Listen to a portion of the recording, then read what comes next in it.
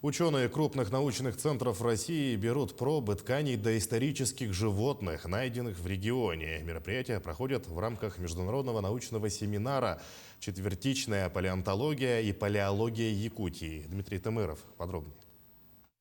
В рамках научного семинара памяти Петра Алексеевича начаты работы по отбору проб на наличие палеовирусов, палеомикробиоты из образцов мелких млекопитающих, которые были привезены в этом году с бассейна средней течения реки Колыма.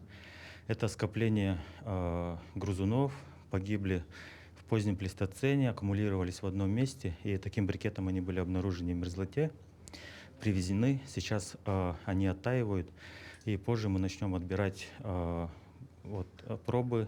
Действительно, поскольку грызуны считаются переносчиками самых разных инфекций, особое внимание ученые-медики будут уделять мягким тканям и остаткам пищи в их желудочно-кишечном тракте. Снятие проб из этих доисторических мышей является важным событием для ученых-вирусологов. Общий биологический вопрос, который стоит перед нами, который заключается в изучении эволюции бактерий различных видов, в том числе эволюции тех бактерий, которые могут вызывать заболевания, инфекционные заболевания у человека и животных.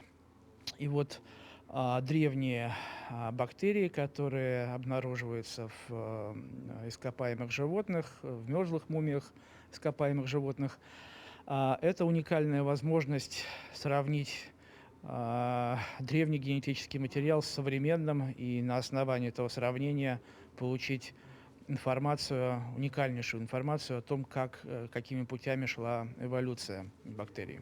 К слову, хочется отметить, что это не первая работа по изъятию биологических проб из сохранившихся останков доисторических животных. Работа в этом направлении началась еще в феврале этого года. И за это время ученые и медики собрали уже более 100 образцов мамонтовой фауны. Сегодняшний отбор проб, который является уже третьим, на данный момент мы отобрали около 150 образцов различных от представителей фауны, потом различные почвенные образцы, энтомофауны, экскременты и прочее.